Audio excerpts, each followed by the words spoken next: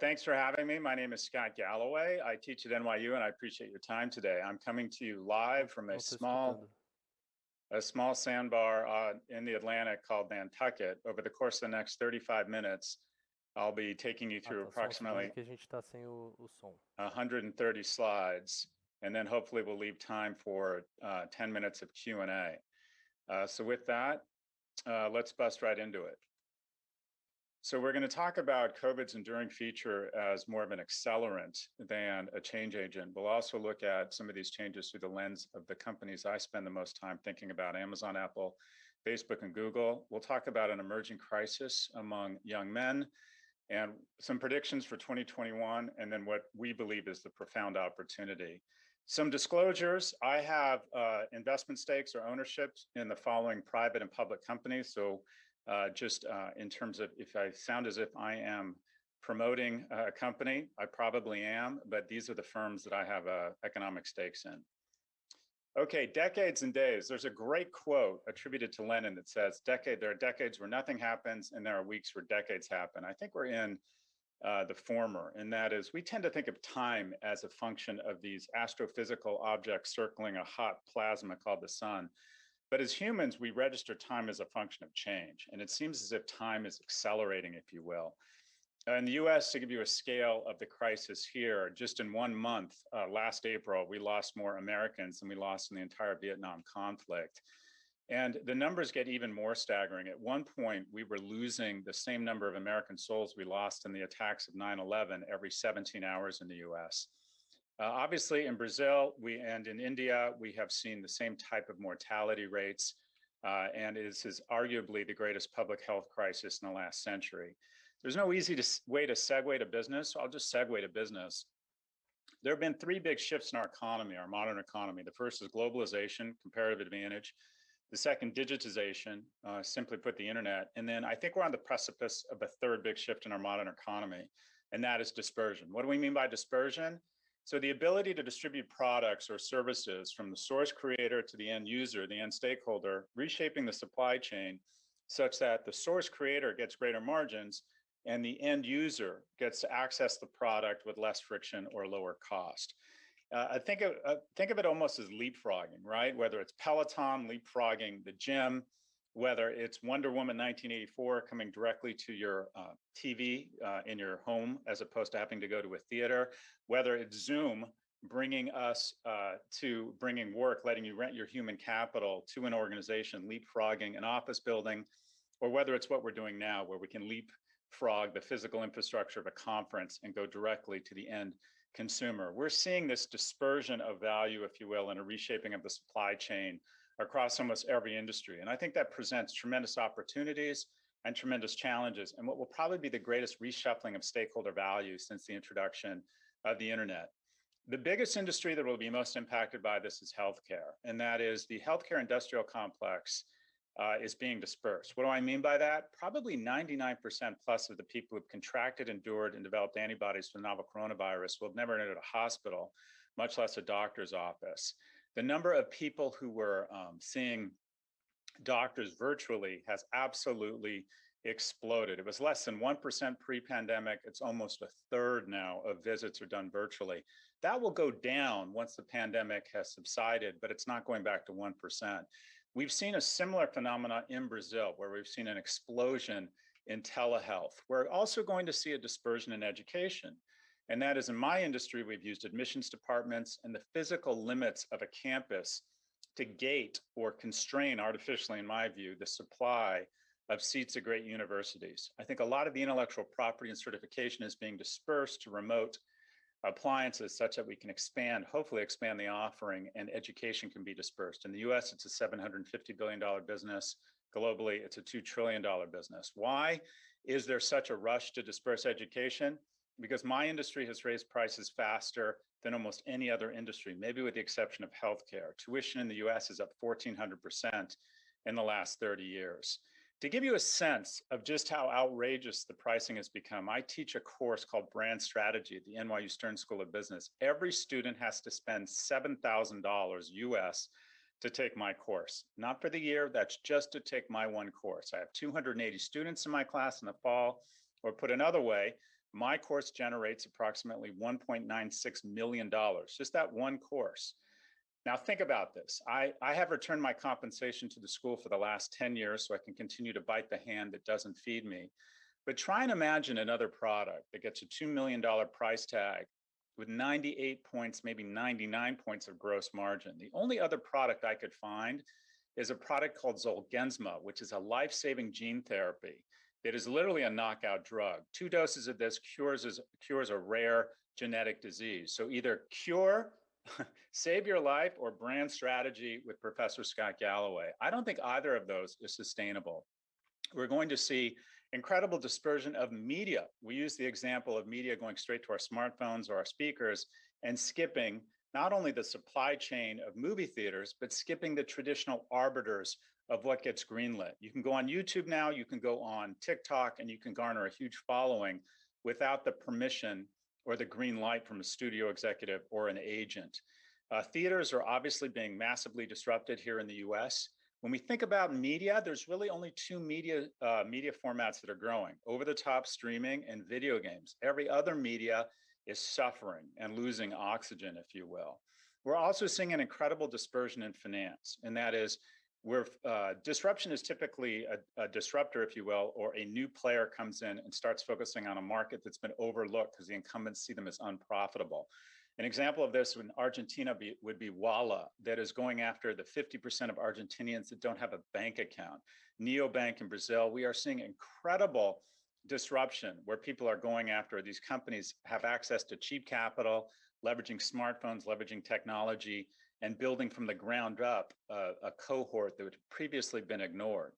The result is the marketplace loves these disruptors and provides them with valuations greater than the incumbents. So look at this. PayPal is worth dramatically more than Goldman Sachs, and Square will soon be worth more than Morgan Stanley.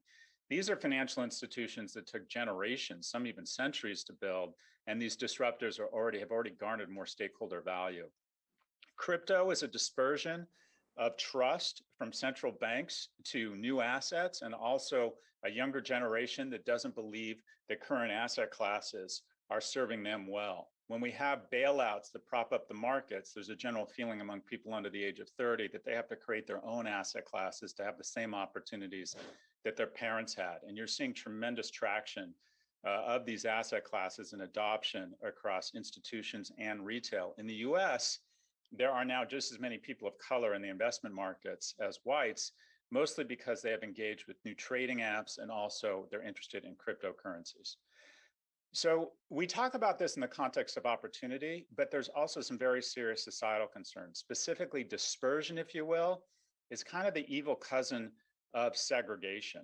And that is when we no longer go to the mall, the movie theater, or even to work, we interact less often with people from different races and different income classes, and we lose empathy. When we no longer see the homeless veteran, the homeless person, the single mother at the mall, the grocery store, the movie theater, we have less empathy for them. There's been studies showing that when a minority group grows in population, if you live near them, you have empathy for them. If you do not live near them and they are segregated, you begin to resent them. Let's talk a little bit about the 4. We are seeing these companies now have the power, and I believe the influence of nation states. I believe Amazon, Apple, Facebook, and Google are singularly more powerful and influential than almost any entities in the world, maybe with the exception of China in the US. And if you look at their market capitalizations, and I realize it's apples to oranges, they have a greater economic value or market capitalization than the GDP of several large nations. They are also becoming so dominant that they are beginning to soak up all the oxygen in the markets. Just 5 companies now represent a quarter of all the value of the S&P 500. And we're seeing tremendous increase in market capitalization. They have absolutely accelerated through the pandemic. They have gained power. They have increased their market capitalization. Think about this. One company, Apple, is worth more than the 100 biggest companies in the United Kingdom combined. So essentially, we have one firm that is bigger than the biggest companies in a large economy. Now, why is this bad? Is big necessarily bad? In and among itself, being big isn't necessarily bad. But what we've seen is when companies become this dominant, the sectors they're in become less innovative, or they stop creating new businesses and birthing new jobs. In Brazil and the US, the primary job creators are small and medium-sized businesses. And there are fewer small businesses being started in these growth sectors because they are dominated by monopoly or duopoly, and it is difficult for them to get funded. People don't want to fund an e-commerce company or a search engine or a social media company. There's been no new social media company launched in the US of any real size since 2011 with Pinterest. So as you can see, the sectors that these monopolies dominate tend to have fewer startups and begin to lose job creation. Whereas sectors that don't have a monopoly or a duopoly, don't have this concentration of power, tend to birth more new companies and create more new jobs, more new businesses, more innovation, and more tax revenue. Let's talk about Amazon. We have seen retail have a difficult year, but it is beginning to rebound. COVID-19 has been an accelerant, if you will, for e-commerce. In the US, approximately 17% of all retail was done through digital channels in March of 2020. Within 8 weeks after the outbreak of COVID, it leapt to 27%. It had been growing approximately 1% a year. So what you had was a decade of acceleration just in about 8 weeks. You've also registered the same types of acceleration across mobile and e-commerce in Latin America. We've seen a dramatic catching up on e-commerce and adoption of mobile, especially in Brazil, which seems to be accelerating even faster. And we've seen that Amazon, however, has been somewhat stunted in Brazil. I don't know if it's regulation or bureaucracy in the supply chain, but Amazon so far hasn't been a disruptive force in Brazil. I wouldn't take that as comfort, though, because it does look as if Amazon is slowly but surely starting to turn its sights on Amazon. In the US, retail has been a difficult place to work or invest unless you work for a company in Seattle, specifically Amazon. And that is retail. If you took if you took Amazon out of retail ETFs, they've underperformed the market and almost all other sectors, because essentially retail in the US has kind of become a story of Amazon and the seven dwarves. Amazon is now greater or worth more than the entire CPG industry. So think about that. The industry that's producing most of our consumer products, if you take the entire industry, it doesn't add up to the value that Amazon has created. What is Amazon's challenge moving forward? They're running into a law of big numbers, and that is if they want to maintain the trajectory of their stock price, they're going to have to increase their top line revenues by almost $250 billion. Again, Amazon has to find another $250 billion in top line revenue to maintain its growth. What does that mean? It means all roads lead to the same industry, and that is healthcare. Amazon doesn't maybe want to go into healthcare, but they have to. This is the largest industry in the Western Hemisphere. It is incredibly ripe for disruption, and Amazon has all the pieces in place to disrupt healthcare. They have a wearable that measures your body mass index. They know what food you order. They know what products you order. They know your zip code, whether you're in a monogamous relationship. And they have the appliances to begin communicating with you and also begin gathering data. It's only a matter of time before you walk in and Alexa asks you if you would like insurance, diagnostics, or if your child has a rash, you hold it up to an Alexa, take a picture of it, and then maybe they connect you with a pediatric dermatologist. I think Amazon will be the fastest growing healthcare company in the world, if it isn't already. The thing about a monopoly is that when they come into a sector, they can just announce they're entering and they begin gathering the mother's milk of business, and that's access to cheap capital. So Amazon can take billions of dollars of market capitalization out of a sector just by announcing that they're going into the business. It's sort of a Jedi mind trick where they can just begin choking a competitor just by thinking ill of it. Let's talk about Apple. Apple typically trades at a multiple of earnings somewhere between 10 and 15. It is now leapt to 37. Why? Because it has moved to subscription. Almost 20% of its revenues now come from subscription. This is a moment to pause, and that is whatever business you're in, you should be contemplating pilot projects to try and move out of a transactional, episodic type of business model, retail, consulting, into a more recurring revenue membership subscription model, similar to what Amazon did with Prime. Netflix is recurring revenue. I believe Disney Plus is going to be a recurring revenue bundle, if you will. Why is this important? When you go to a recurring revenue model, you begin focusing on the relationship between the consumer in the company, as opposed to putting your best minds and most capital into just getting more people into the store, if you will. It changes the dynamic where you become more product and relationship focused. In addition, the marketplace tends to value recurring revenue companies at a multiple of revenues as opposed to a multiple of EBITDA. So my challenge to every CEO I speak with is, what pilot projects can you start transitioning to a recurring revenue model? And even if it's only 1% of your business, as long as that part of your business is growing faster than the core business, it begins to change the mentality and the way you think about the business, and the marketplace begins to recast your business as having the potential to become a recurring revenue business. So that 20% of Apple's revenues that is subscription is driving the increase in its multiple.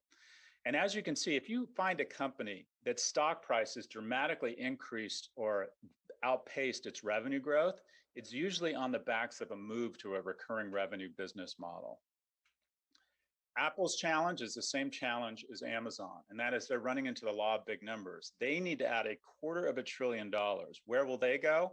I thought last year, I predicted that they were going to go into education, but that doesn't appear to be happening. Where do I think Apple is going to go? Apple is going to go into a sector that previously was only a $100 billion market capitalization sector until about 2 years ago. And then it exploded to a $700 billion sector. And I believe that pie is so big now that they can't ignore it. What is that sector? It is the automobile sector.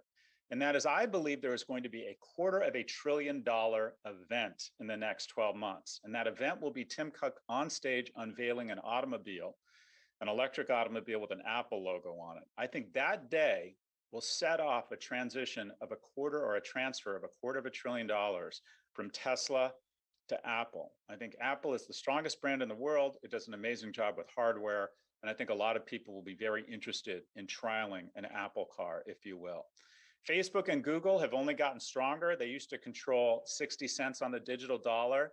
We saw an incredible decline in advertising in the US and in Brazil during COVID. It's returned. And of course, Google and Facebook have consolidated the market, and they now have about 80%. Free TV still dominates in Brazil, but we're seeing that the big players, specifically Google and Facebook, are starting to garner share and consolidate the market with incredible growth rates around programmatic and online advertising. In addition, these companies can play offense when everyone else is playing defense. They have so much cash on hand. Any one of these companies could buy Boeing and Airbus just with the cash they have on hand. Now, we're seeing some incredible externalities here, and that is there is government overrun, and that is these companies have become so powerful. In addition, consumers love these products so much that they're seen as innovators, and our leaders, our political leaders, are somewhat remiss to apply the same standards to these companies as they've applied to other industries. The result is regulatory overrun.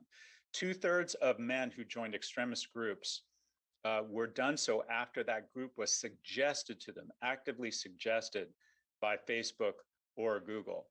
I'd like to think that some immunities are kicking in, and we're seeing around the world that organizations are saying we've had enough. For example, in Brazil, they implemented a top-line tax because they decided that their tax lawyers were more sophisticated than your tax officials, and they were sick of the massive tax avoidance. The same top-line tax has been implemented in France.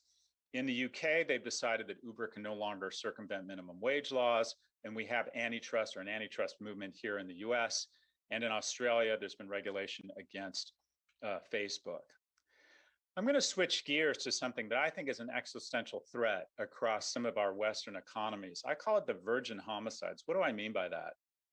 Typically, when an industry is digitized, and that is there's a massive amount of innovation, new digital platforms that attracts cheap capital, there is a consolidation. There's a lot of innovation, a lot of new players, and then there's actually a concentration of power that goes to the winner, sort of a winner take most or winner take all. We saw it happen in media. As we referenced, Google and Facebook are now 80 cents on the digital dollar.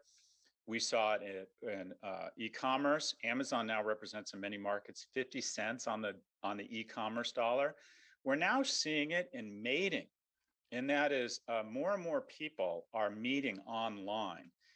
It's now the primary way that people meet potential mates or spouses is online. It's more through work, more through going out, more through school. Now, what's wrong with that? The problem is with digitization, you end up with, again, a winner take all, and that is the Gini coefficient or the concentration is incredibly strong online. What do I mean by that? If there are 100 people on a dating app, four men, four men will get the majority of the interest from 46 of the 50 women, leaving 46 men fighting over the attention of four women. Now, what is the criteria for this? This is politically incorrect, but the data suggests this, is that if a man can signal wealth online, he garners a tremendous amount or a disproportionate amount of interest. So if you live in a higher income zip code, if you're able to express certification or college degrees, if you are dressed in expensive clothes, you get dramatically more swipes than people who aren't able to communicate that type or express that type of wealth. Why is this a bad thing? So in the US, there was a study looking at in 2008 how many men under the age of 30 had never had sex. And people hear the word sex and they start thinking a lot of different things. But let's just think of sex as a key step to establishing a relationship. Only 8% of men had not had sex before the age of 30 in 2008. It has jumped to 28%. Almost 1 in 3 men in the United States have never been intimate with a woman under the age of 30. Now, why is this bad? It's not based on values. It's not because they don't want to take that step. The reason it is bad is because the most dangerous person in the world is a young, broke, and lonely male. The most volatile, violent societies in the world have too many of this cohort. And that is young men with very little to lose, that have very few guardrails. They are not attaching to work, they are not attaching to school, and they are not attaching to a mate. That's not to say that young women who are lonely and can't find a job, that isn't a problem, but they don't typically become violent or start revolutions. This leads to a variety of risky behavior. I think the adoption of meme stocks and to a certain extent crypto is based on young people who are pursuing volatility because for the first time, at least in the US, a person at the age of 30 is no longer doing as well as their parents. This is the basis for revolution. The central compact of any society is that you will do better than your parents. And when the majority of people, young people, aren't doing as well as the majority of their parents, it sets the stage for volatility and an incredible embrace of risk because they just have less to lose. This type of behavior or pent-up frustration leads to much more volatility, even in the investment markets. Now, we're seeing this across protests, and that is not to say that these protests aren't righteous or the underlying movements aren't justified, but we're seeing an increase in participation. So, for example, Vietnam protests, approximately 1% of the population in the United States had participated. It's almost 6% of the US population has now participated in a protest in the US. The bottom line is if you have a job or you're in school, you have less time to protest. We also see this translating to violence, and that is in the US, we've had an epidemic of mass shootings, and the profile of mass shooters is frighteningly similar. It's young men who are very lonely and feel totally detached socially. Now, are there solutions? There are. We need more on-ramps to a middle-class life other than a traditional Bachelor of Arts, and a lot of societies are beginning to prioritize and invest in vocational programs that give people the opportunity to have a middle-class life, even if they're not able to get to college. So a prediction here, will 2021 be the best or the worst year in decades? I don't think the answer has been written. I think it's kind of up to us. You could see us coming out of this disaster stronger than ever. The fires in London spawned an incredible era of architecture. The end of World War II led us to make massive investments in Japan and Germany and turn them into tremendous allies, such that it really largely kept the peace for the next 70 years. There are certain plants, pyrophilic plants, that only germinate after a fire. At the same time, this does appear to be bringing out some of the worst attributes in our tribal nature as a species. We politicize everything from masks and vaccines, and we seem to have a lack of empathy around what's going on, and we seem to be ignoring science at the cost of tremendous human suffering. So the economy has largely bounced back because of massive intervention and stimulus. We are seeing incredible GDP growth again. Even in Brazil, it's estimated that we're going to see real significant GDP growth. We're also, unfortunately, seeing some of the same acceleration of current trends around income inequality. In the US, just 1% of the population garnered 90% of the gains post-COVID. We also have 2 people in the US who are now wealthier than the bottom 40%. And we see the same thing in Brazil, where just 6 people have more wealth than half the nation. We're also seeing incredible income inequality within companies, whereas the CEOs and top management have seen their salaries go up 14-fold, whereas the average worker hasn't really had a raise in about 30 years. So wages have not caught up. We've seen incredible gains in productivity. There's always a tension between capital and labor. And over the last 30 years, capital, quite frankly, has been kicking the crap out of labor. And that delta in that line between productivity and profits is trillions of dollars in shareholder value. The majority of that has gone back to shareholders and the top management. So if you think about a society loosely bucketed into 3 cohorts: consumers, shareholders, and workers. Consumers are king. We now have the processing power of the space shuttle for free in our pockets. Shareholders have done well. The NASDAQ is up 5-fold since 2008.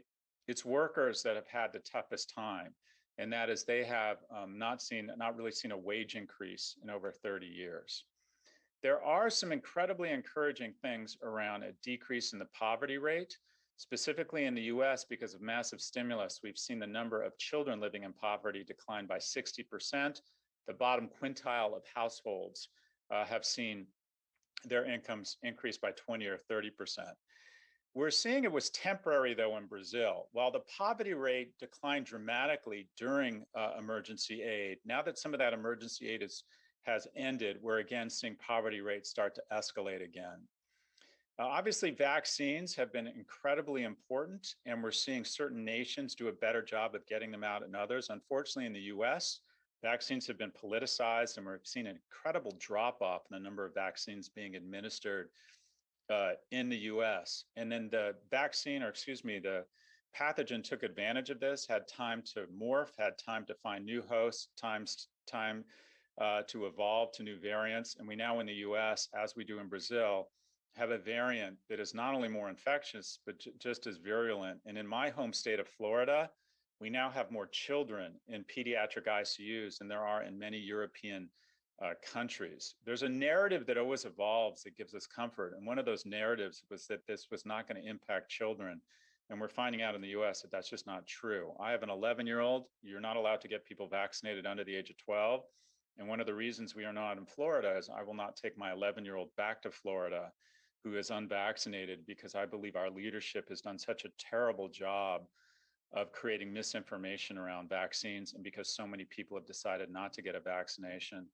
This flies in the face of everything we know about truth and about science. And the bottom line is you're less likely to contract and less likely to spread COVID-19 with a vaccine.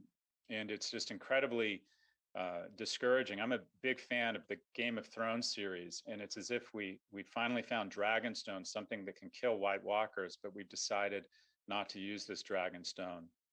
I think this presents a tremendous opportunity for the United States, and that is we have incredible supply chain and can produce tremendous quantities of vaccine. If you think about World War II, when tyranny reigned across Europe and threatened everywhere, and it was going to threaten Latin America. If Hitler had taken control of Europe, he then probably would have landed in Latin America at some point. Our supply chain basically saved the world, and that was we were able to produce more armaments. I think the similar opportunity is here, and that is we have more opportunity to flood the world with vaccine than any other nation. And I'd like to think that the same generosity we demonstrated towards Japan and Germany, we could demonstrate towards India and Brazil, and that is to storm the shores of India and Brazil with vaccine and to reach out and grab the hands of our brothers and sisters and create new strong bonds and new allies that might stand the test of time over the next several decades. I'm going to end with a question around what is the profound opportunity coming out of the novel coronavirus. I don't think it's economic. There's a meaningful opportunity professionally. And that is most auto races aren't won on the track, they're won in the pits. And that is if you can continue to run around the track while everyone else is in the pits, you're going to win the race. Right now, if you work for a company that offers you the technology and that company is financially doing well, you are healthy, you are emotionally fit, and you are able to work at full capacity, I think you should be working all the time. Why? My colleague at NYU Stern, one of the brightest strategy professors in the world, talks about the notion of variance. And that is when there's huge variance, that's where you want to invest. So, for example, if everybody in your industry has great branch networks, that's not where you invest. But if there's huge variance in their ability to data mine, that's where you want to invest.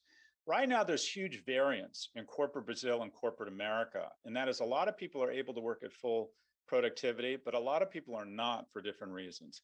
That is when you want to work really hard. I think there's an opportunity to lap the competition, if you will, right now. If your company is blessed with the resources and you are emotionally, financially, and professionally fit, if you will, I think this is a tremendous opportunity to make progress because a lot of the competition is stuck in the pits, if you will. That is a meaningful opportunity. However, the profound opportunity is for the repair and cementing of key relationships. I wrote a book on happiness because I struggle with my own happiness. My blessings are here, my happiness is here, and I wanted to bring this more in line with this. So happiness is similar to any sport. If you want to be great at soccer, you have to practice. And I think if you want to be great at happiness, you have to study the concept and practice it. And the key to being happy across almost every study, every ethnicity, and every geography is the number of deep and meaningful relationships you have. At work, do you feel respected and admired? And do you respect and admire other people? Amongst your friends, do you get a sense of joy and camaraderie? And do you know they know that you feel a sense of joy and camaraderie? And also across your family, do you feel an intense level of love and support? And just as importantly, do you know they know that they are intensely loved and supported by you? So the profound opportunity is during a crisis is the repair and cementing of relationships. And that is people remember how you behave during a crisis. We give medals and ribbons to our young men and women in uniform based on their ability to show grace and courage and love during a crisis. We are in a crisis. People remember how you behave in a crisis. So 3 questions, and I end every presentation I'm giving. I will present to over 300,000 people this year, and I end every presentation with the same 3 questions. Question 1, is this an opportunity to pivot to becoming a caregiver for someone older in your life, a parent, an uncle, someone who is struggling mentally or physically with the novel coronavirus? It's easy for us to expect care from our parents. Is this that moment to pivot to being their parent, if you will? 2, do you have the relationship with your siblings that you want? If you had been one of the people that was forced to say goodbye to your sibling who was in the emergency room over FaceTime, is your relationship where you want it to be? And then finally, have you made the requisite investments in friendships to maintain those friendships? Or have you let perceived slights or competitiveness or other bullshit get in the way of those friendships? The key to our happiness is the number of deep and meaningful relationships. And the novel coronavirus presents us with a tremendous opportunity, if you are blessed with health, financial security, and grace, to repair and cement those relationships. A meaningful opportunity professionally, a profound opportunity for the repair and cementing of key relationships. Let's summarize. We are experiencing decades and days. The novel coronavirus's enduring feature will be seen as an accelerant more than a change agent, whether it's the number of people living at home, whether it's income inequality, whether it's telehealth, whether it's dispersion of financial markets. All the existing trends are just accelerating. An interesting question to ask yourself, take every trend professionally and personally and take it out 10 years and ask yourself, are we here right now? And if so, how would you change your business strategy and how would you change your own personal approach to your own relationships?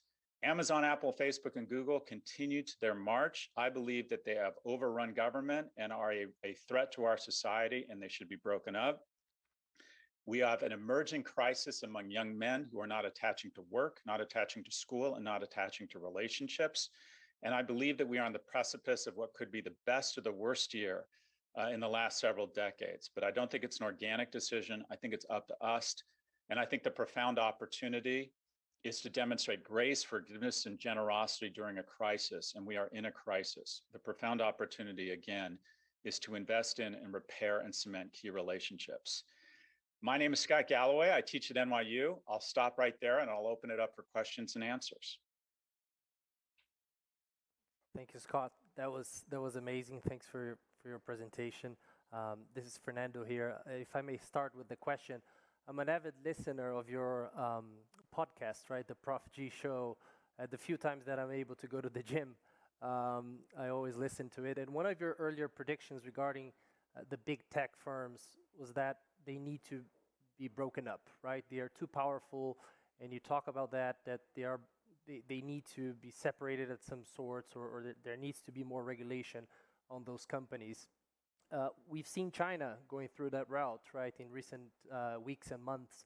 So I just wanted to have to see what are your thoughts regarding what China is doing and what the U.S. can or will do in the future with regards to regulation of the big tech firms.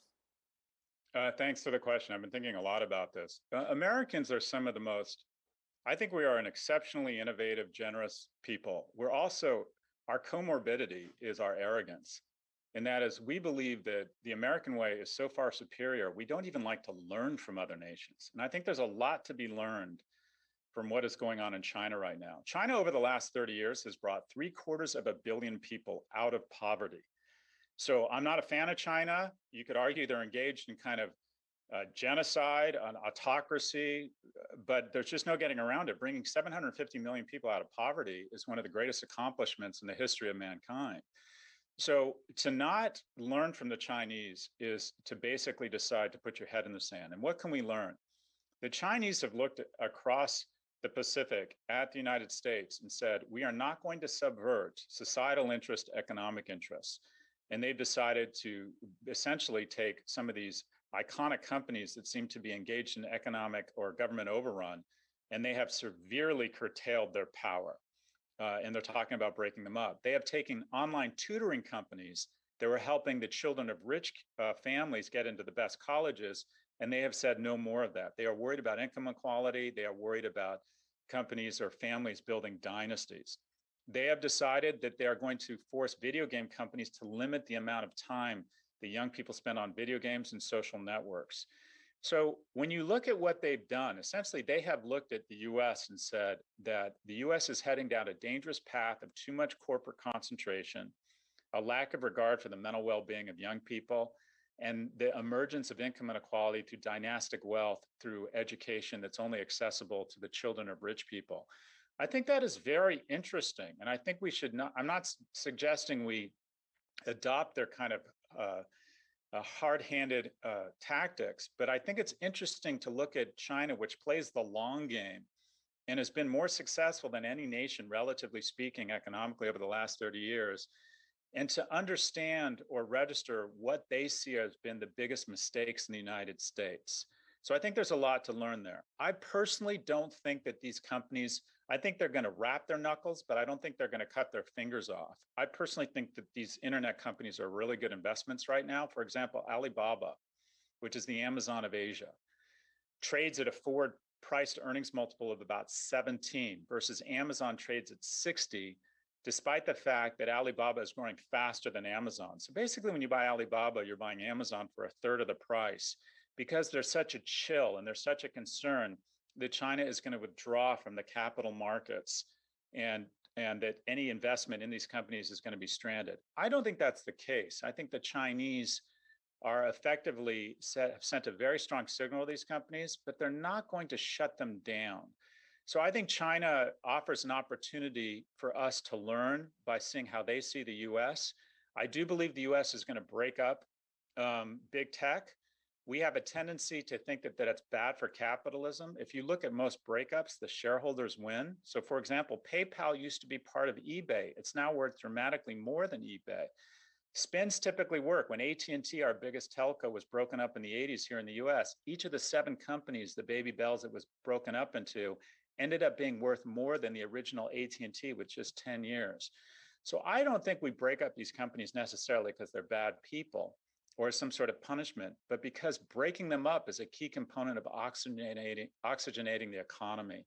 So I think the breakup is coming, and I think it'll be good for the stock market, good for investors, good for job growth, good for the planet. Thank you so much. Who wants to go next? Raquel? Sure. So thank you for your brilliant presentation, Professor.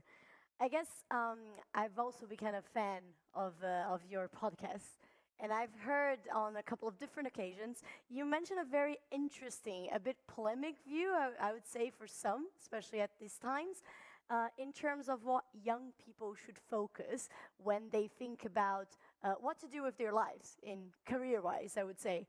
And I say, I quote here something that I heard in your podcast: find your talent, don't find your passion. So I personally think this is an amazing view. I've been a fan of doing that. I've been trying to do that for my whole life. But most people say I'm a bit crazy. So I was very happy to hear someone as brilliant as you say something like that.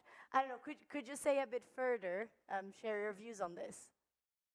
Thanks, you're being kind. So at the business school, we're very fortunate. We get guest speakers almost every day. And generally, there's two types of speakers: someone who is very impressive and very accomplished, or a billionaire. In the US, we've decided anyone that reaches $1 billion in wealth has insight into life. And they always end their speech with what I think is just terrible advice. And they say, follow your passion. And it's somewhat ironic because typically the person telling you to follow your passion made their billions in iron ore smelting or healthcare maintenance. Typically, I think as a young person, you should be wary that anyone who tells you to follow your passion is already rich. And I wanted to be an athlete, a professional athlete growing up. And I learned very quickly that that was not where my talent lied. And so I tried to find something I was good at. And I think your job as a young person is to find something you're good at and then to invest the requisite grit, thousands of hours, enduring hardship, enduring failure, enduring frustration. That's called work, and then become great at it. And when you become great at something, the accoutrements of being great at it, money, economic security, prestige, camaraderie, self-worth, all of those things will make you passionate about whatever it is. Nobody grows up passionate about tax law, but the best tax lawyers in the world fly private and have a much broader selection set of mates than they deserve, which makes them passionate about tax law.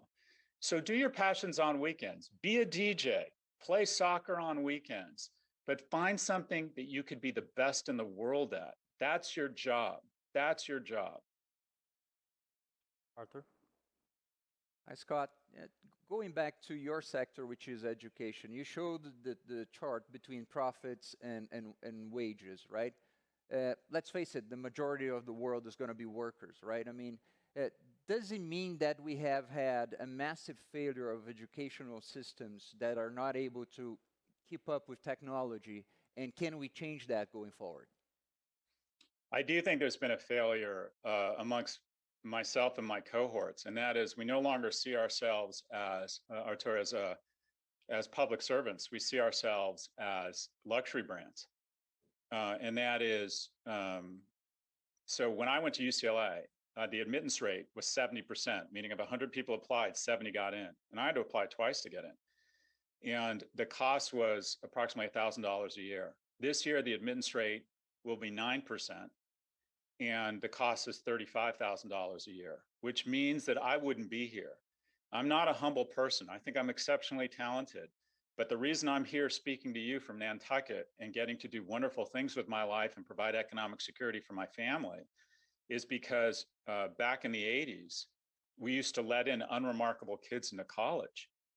And they let in the sons of single immigrant mothers who lived and died as secretary, which was my mother. We never had a household income more than $35,000 a year. The US education system, and to a certain extent, the global education system, used to be about finding good people and giving them great opportunities. In the US, we've now become Hermes, and that is we think our job is not to find good kids and give them great opportunities, that our job is to find the top 1% and turn them into billionaires. That's not the purpose of an economy. The key to any economy is to give unremarkable people remarkable opportunities. So I think we need to fall back in love with the unremarkables. Harvard got 55,000 applications this year, and they let in 1,400 students. This despite the fact they sit on an endowment that's the GDP of El Salvador. They could let in 14,000 people, not sacrifice any quality, and they'd have the resources. So the question is, well, why wouldn't they? And a lot of us brag. I don't know if you've done this. A lot of us brag about, we say, I would never get into the college I went to. I would never be admitted. Well, don't brag about that, because that means your daughter's not getting in. So we in public education need to fall back in love with the unremarkables and stop thinking of ourselves as Chanel and Hermes and go back to a world where we are public servants. The children of rich people, they're the ones that don't need college. They have a great education up until that point. They have connections, they have money, they have a safety net, they have access to capital. It's the people we're not letting in that need college the most. So we need to fall back in love with unremarkables. We need to go back to a viewpoint that education is not a luxury brand, that we're public servants, and we need to massively, massively increase enrollment rates and decrease costs through a mix of small and big tech. And me and my cohorts need to be recognized that we are not luxury brands, we are public servants. We have totally lost the script. Higher education in the US has become the enforcer of the caste system. It used to be an incredible upward lubricant, and we need to return to those roots. Well, unfortunately, our time is coming to an end. So on the name of XP, I'd like to thank you very much, Scott, for being here with us, for your fantastic presentation, for everything you do.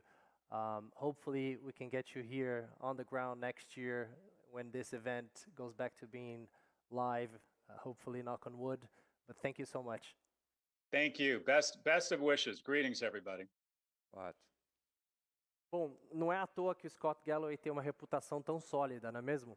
Quantos insights interessantes e diferentes, né, que a gente ouviu sobre esse momento que a gente está vivendo em várias frentes, né? Então, obrigado, Arthur, obrigado, Raquel, e por todos que nos acompanharam nessa conversa. E não perca as próximas palestras da Expert, que a Expert está só começando.